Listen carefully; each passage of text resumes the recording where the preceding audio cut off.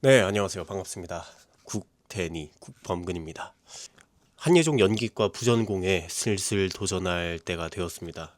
독백, 준비한 독백 하나, 그리고 특기 한 2분 정도, 저의 원래 특성을 최대한 잘 살릴 수 있는 그런 독백을 좀 고르고 싶은데, 제가 겪었었던 어떤 왜 하는 거냐고? 배우가 될 거냐고? 솔직히 잘 모르겠다. 물론 면접 자리에 있다 생각하고 말한다면 몇 가지 쓸 수 있는 답변은 준비되어 있다.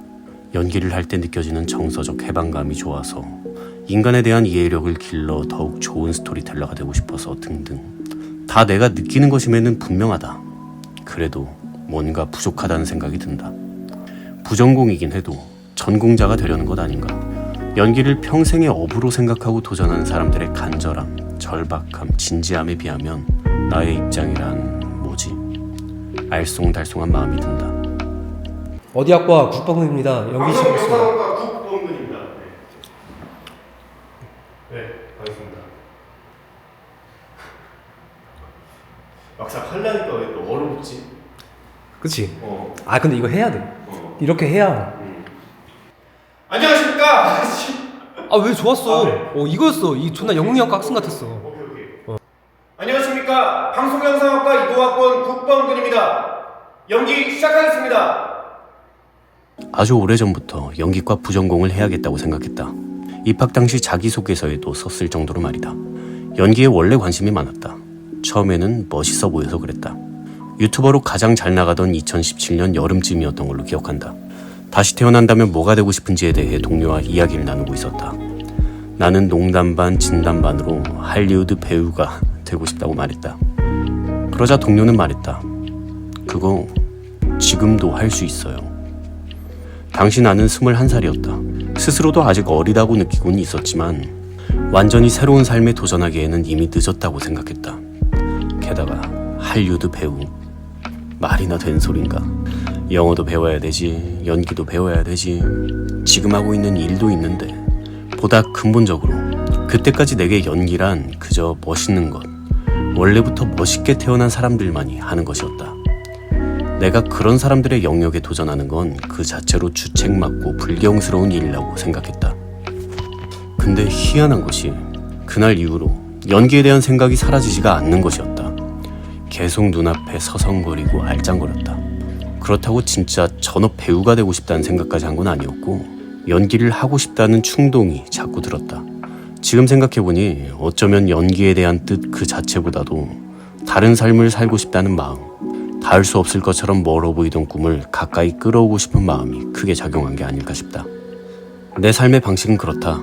이유를 명확히 설명할 순 없어도 왠지 막연히 직관적으로 해야 할 것 같은 일이 있다면 한다. 내 삶의 큼직한 결정들은 대개 그렇게 이루어졌다. 희뿌연 안개 속에서 갈 길을 정하듯이 말이다. 그러면 신기하게도 다음에 해야 할 것들이 자연스레 보인다. 그때부터 중요한 건 합리적인 계획을 세우고 엄정히 묵묵히 실천한 일이다. 성공을 할지 실패를 할지는 아무도 모른다. 하지만 어쨌든 중요한 건 언제나 고민보다는 결정과 실천이 내 삶을 견인해왔다는 것이다. 결국 연기학원에 갔다. 10,000원만 내면 일주일 동안 수업을 받을 수 있는 체험 프로그램이 있다는 페이스북 광고를 보고 말이다.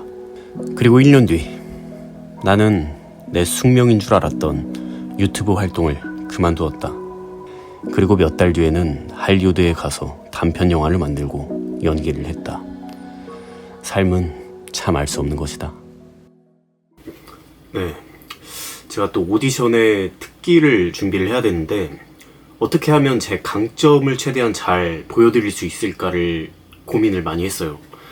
특기가 보통 뭐 노래도 하고 뭐 무용도 하고 하는데 제가 뭐 노래도 무용도 그렇게 썩 잘하진 않는단 말이죠, 솔직히.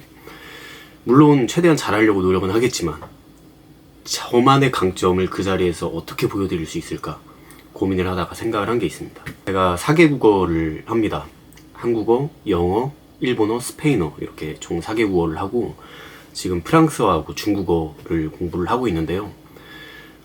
새로운 어떤 문화에 관심이 많고 다개국어를 할 수 있다는 저의 강점을 잘 어필을 하기 위해서 또 제가 잘 아는 노래 이자 뮤지컬 넘버인 뮤지컬 광화문 연가의 깊은 밤을 날아서 라는 노래를 4개국어로, 원어인 한국어를 제외하고 영어, 일본어, 스페인어 이렇게 3개국어는 제가 작사를 해서 부르는 걸로 듣기를 준비를 했어요. 이렇게 판넬도 만들었고요. 시험장에서 이걸 이렇게 싹싹 넘기면서 노래를 부르는 걸로 그렇게 준비를 했습니다. 그러니까 결국 특기라는 게 그렇잖아요. 제 강점을 보여줄 수 있어야 되는 건데, 그 준비를 하는 동안에 제 단점을 커버한다는 느낌으로 연습을 하는 것보다는 제가 가진 강점을 최대한 극대화할 수 있는 방법을 찾는 게 더 좋겠다는 그런 판단이 들더라고요. 그래서 이렇게 준비를 했고, 좋은 결과가 있으면 좋겠습니다. 연기자의 가장 큰 적은 자의식이라고 한다. 특히 부정적인 자의식은 치명적이다. 연기의 핵심인 자유로운 표현을 가로막기 때문이다. 그런 점에서 보자면 나는 연기를 하기에 참 불리한 사람이다. 자신의 못난 모습 의식하기라는 스포츠 종목이 있다면 나는 올림픽 메달을 몇 번이고 땄을 것이다. 처음 사람들 앞에서 연기를 할 때는 민망해 죽는 줄 알았다. 표정을 어떻게 해야 할지, 다리는 어디에 두어야 할지, 손은 주머니에 넣어 팔짱을 낄까? 그냥 떨어뜨려 놔? 숨 쉬는 것이나 서 있는 것, 걷는 것처럼 평소에는 의식도 않던 것들조차 연기를 할 때는 어색하게 느껴졌다. 내가 연기하는 모습을 찍어서 모니터링이라도 할라 치면 영상을 틀기 전에 긴장부터 됐다. 얼마나 못생겨 보일까? 얼마나 이상해 보일까? 그런 걱정이 먼저 들었다. 내가 나를 볼 때도 이럴진데 남들은 나를 엄청 못나게 보겠지. 그렇게 생각했다. 지금도 나는 대본을 처음 받을 때면 두렵고 피로하다. 연기를 하기 전부터 그런다. 헬스한 사람들이면 이해할 텐데 하체하는 날과 비슷한 기분이라고 생각하면 된다. 부정적인 자의식과의 필연적인 싸움이 얼마나 지난한 과정인지 알고 있기에 그렇다. 또 내가 배우로서 충분한 자질과 역량이 있는지 항상 의심스럽기 때문에도 그렇다. 한적한 카페 구석에 앉아 이 대본을 쓰고 있는 지금도 내 머릿속에는 나를 비판하는 목소리가 들린다. 댓글이 달리기도 하고 눈빛이나 표정이 보이기도 한다. 애석하지만 이런 내 기질 또한 내 삶의 기본 조건이다. 내가 원해서 하는 일이라지만 어째 정리하고 보니 즐거움보다 괴로움이 훨씬 더 많이 따르는 것 같다.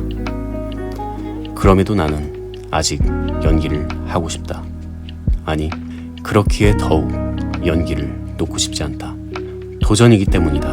나의 두려움을, 안일함을 직시하고 넘어서는. 흔히 일어난 일은 아니지만 정말 집중을 잘하면 문득 대사가, 지문이 자연스러운 충동이 되어 나올 때가 있다. 진짜 내가 겪은 일도 아닌데, 가상의 이야기일 뿐인데 화를 내고 싶고 울고 싶고 이기고 싶고 주저앉고 싶어진 때가 불쑥 찾아온다. 그런 순간에는 내가 통로가 된다. 캐릭터와 관객이 나로 인하여 연결되는 느낌이 드는 것이다. 그 느낌 하나 때문에 여기까지 왔다. 횟수로 벌써 8년이다. 8년 동안 꾸준히 연기자로서의 커리어를 쌓은 것은 절대 아니다. 오히려 그 반대다. 관심은 가지고 있고 간간히 하긴 하면서도 그뿐이었다. 항상 다른 일에 우선순위를 내어주느라 연기에 진지하게 몰두하지 않았다. 당연히 발전도 없었다. 그렇게 한 해, 두 해 시간은 자꾸 가고 처음에 느낀 설렘은 어느덧 화석처럼 굳어가고 있었다. 언젠가 그런 글을 본 적이 있다. 가능성이 있는 상태에 중독된 사람들. 무엇인가 될 수 있으리라는 막연한 기대를 품고 있지만 막상 지리멸렬한 현실과 부딪히며 많은 것을 단념할 각오는 되어 있지 않은 사람들에 대한 글. 내가 그러고 있는 것은 아닐까 두려웠다. 지금보다 어릴 때는 내게 주어진 시간이 무한한 줄 알았다. 가능성도 끝이 없는 줄 알았다. 우주는 점점 더 빠르게 팽창하고 있다고 한다. 텔레포트 같은 초월적인 기술이 발명되지 않는 한 인류가 아직 가보지 못한 우주의 절대 다수 공간은 영영 닿지 못할 곳이 되어버릴 것이다. 꿈이라는 것도 이제는 그렇게 느껴진다. 내가 떠나보낸 것도 내가 떠나온 것도 아닌데 매일 이별하며 살고 있다던 김광석의 노랫말은 얼마나 탁월하게 지어진 것인지. 하루하루 지날수록 내게 주어진 삶의 가능성이 빠르게 줄어드는 기분이 든다. 항상 무언가에 쫓긴 듯하다. 뮤지컬 틱틱 붐의 주인공도 이런 마음이었겠지. 어떻게든 굶지는 않고 살아갈 자신이 있다. 그런데 내가 원하는 삶을 살아갈 수 있을지 생각하면 그때 불안하고 답답한 마음이 든다. 내가 원하는 삶은 정확히 뭐냐고? 희미하게는 알겠는데 아주 구체적인 목표는 없다. 예전 같았으면 그 사실 자체에 쩔쩔맸겠지만 이제는 의식적으로라도 좀 다르게 살아보려고 한다. 어렵지만 가치 있는 일을 해내는 가장 확실한 방법은 그 일을 할 수밖에 없는 상황 속에 나를 던져놓는 것이다. 일단 저질러 놓고 수습하듯이 사는 것이다. 지금 내게 연기과 부전공이란 딱 그런 의미를 가진다. 군 제대 후 가장 먼저 대학교 연합 연극 동아리에 가입했다. 긴 호흡의 연기를 한 번은 해야 연기과 부전공에 도전할 최소한의 준비가 될 것이라 생각했다. 3개월 정도를 매달려 인생 첫 공연을 올렸다. 기대했던 것과는 많이 달랐다. 즐거운 기억은 별로 없었다.